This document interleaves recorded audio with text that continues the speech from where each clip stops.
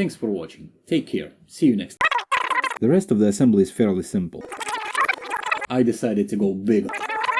Check out that rack. Please don't tell anyone. Oh, a sheriff's badge? Awesome. What the? It's probably nothing.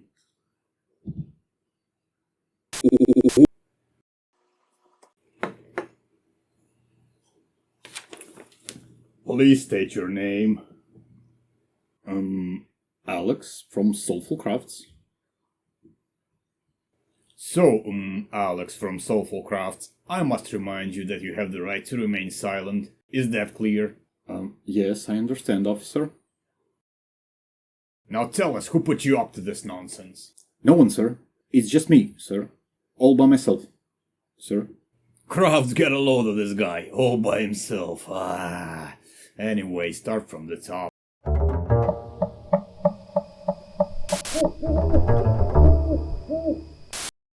Welcome to Soulful. Cut to the chase already.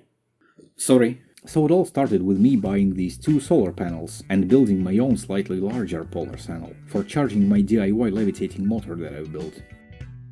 Please, I'm not getting any younger, you know. Stay on the topic. Sorry. So the next question was, how am I going to store the energy my polar panels produce for later use? Originally, I was intending to take a 12-volt car battery and charge it using this charge controller. But as it turned out, I should have done the math properly before buying the controller. Because the normal working voltage of my solar setup is about 6 volts, and this controller does not operate at such low voltages. Let's never speak of it again.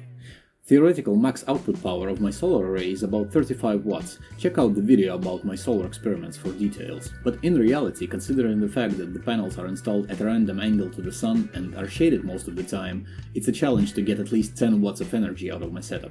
So after a bit of brainstorming my options, I decided to try building a 3.7 volt lithium battery power bank with a built-in improvised charge controller. I decided to go big on the capacity. Well, at least as big as my common sense would allow me to go. So here's what's going to go inside my magic box. There are 4 batteries from a broken laptop PC with a total capacity of 10.6k mAh. A 12k mAh worth amount of batteries that I've managed to literally find on the streets, and a little extra that I've bought online that adds another 36k to the mix. Whoa, giving me a total of 58.6k mAh battery set. Yeah, I'm actually 1.4k short of a total 60k, but hey, who's counting? I'm going to arrange my batteries in groups of 5 for mounting convenience further on. The same goes for these free of charge fellas. I've assembled this array previously for testing purposes and have to disassemble it now to incorporate these battery protection circuit thingies, since I don't want to start a fire and definitely don't want to let it burn. Oh, I love that song. Burn, burn, burn, burn, burn. By the way, I'll leave a link in the description to my other video which explains how to get free batteries in their natural habitat.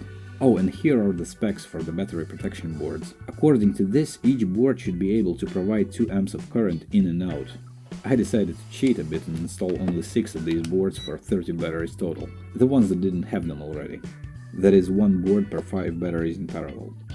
There are several sides to this approach. On one hand, it limits the charging current of a whole pack to 2 amps, which is a disadvantage in some way. But for me it's an advantage actually, because high charging currents might cause heating, which might cause fire, which might cause me becoming homeless, and thank you, I'd rather not.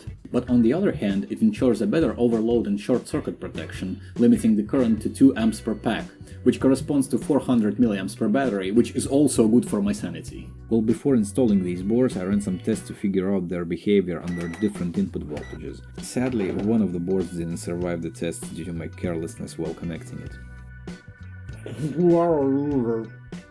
And once again, this confirms the theory that all integrated circuits run on smoke, because once the smoke goes out, they stop working. Anyway, these boards behave fine with input voltages below 5 volts. With higher input voltages, there's a risk of me losing sleep due to my paranoia, because these boards can barely hold their smoke together. But in all fairness, they behave surprisingly well even under 12 volts applied to the input. Smoke oozing, leads disorder themselves, but the input voltage does not get through to the battery. Of course, the board is beyond saving at that point, but nonetheless. Now let's make a rack for the batteries, which should serve a double purpose. first securing the batteries in a stable and organized position, and second ensuring there's adequate air circulation between the batteries, so that there won't be any excess heat buildup inside the box. And here's an example of Murphy's Law at its finest. I must have miscalculated the size tolerances for the parts of my rack, so nothing fits together, and also I brought a couple of parts right from the start. But it's not really worth making a new set of parts. After all, there is no problem in the world cyanoacrylate glue can't fix. So I'll just glue the parts together and no one will ever know the difference. Except for us. So please don't tell anyone. Now that the rack is fully assembled, Check out that rack, Crafts. all that is left is to connect each battery set in parallel to each other and the heart of our power bank will be ready. Oh, by the way, I've equalized the voltage values for all the batteries before connecting them together. Otherwise, this endeavor could have turned into a heated argument on who's got more juice, again resulting in me becoming a homeless person. And I don't want that. Okay, it's time to get back to the shop and make a fancy box for this doomsday device of mine. I'll be using white acrylic for the box. Yeah, the white color isn't the best choice when it comes to laser engraving text on it. But that way this doomsday device will be less of an eye gouger, since I plan on putting it on the window ledge, which is also white. Also, there's an easy fix to the engraving visibility problem, and it's a dash of spray paint over it. So the backside will boast 4 terminals for polar channel inputs, a 5V 2A output with a double USB-A socket, and an adjustable output which I'll set to 12V just in case if I ever need one. The back panel will also have 3 diagnostics terminals, with combined input voltage outlet, external charging current measurement terminal, and solar input charging current measurement terminal. To prevent the arguments between my solar panels on who's the boss around here, I'll connect all 4 solar panel inputs together through diodes, so the panels won't even know they've got colleagues working side by side. And voila, everyone's the boss, everyone's equally valued. But we all know that this little 1-watt dude is only here for show. Oh, by the way, if you're liking his story so far, feel free to give him the finger and prescribe something. Oh, what's that? Oh, my bad. Feel free to give him a thumbs up and subscribe. For my 2 outputs, I'll be using these MT3608 DC-DC step-up converter boards. They're cheap and easy to use. Although they limit the output current to 2 amps, that's fine by me, cause I don't really need a powerful output for my purposes. I'll install these modules in such a way so that it's possible to adjust their output voltage setting without the need to disassemble everything. The front panel will feature a double USB-A socket, which is connected to the same 5V output on the backside, for easier accessibility. A voltage indicator so that I can get a quick estimate of the current charge level. A micro USB socket so that I can charge this power bank externally if needed. And charging process indication LEDs. So the initial plan was to use this LM2596 DC-DC step-down converter board, connecting its input to solar panel combined output, limiting the output voltage to 5V, and connecting it straight to the battery pack. And to use a TP4056 charging controller board for external charging. But at one point my paranoia kicked in and I decided to scratch that idea. Because in a scenario when the power bank is fully charged, constantly supplying voltage to it doesn't sound like a great plan. So the final wiring diagram looks like this now. The voltage from combined solar panel output goes into the LM2596 board, then is being converted to 5V and is supplied to 2 TP4056 charging modules connected in parallel, which in turn are connected to the battery pack. The rest of the assembly is fairly simple, all that is left is to put together 4 walls top and bottom.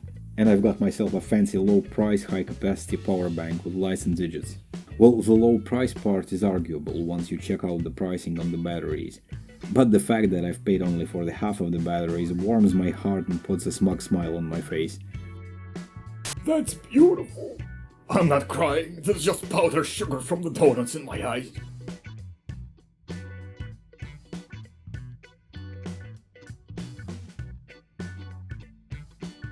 Hope that this video was of any value to you. Thanks for watching. Take care. See you next time. Cuff'em Crafts. I should probably take this off. What was that? I need to get some sleep. Considering the fact that the panels are installed at a random angle to the sun, I decided to go big on the capacity. big on the capacity.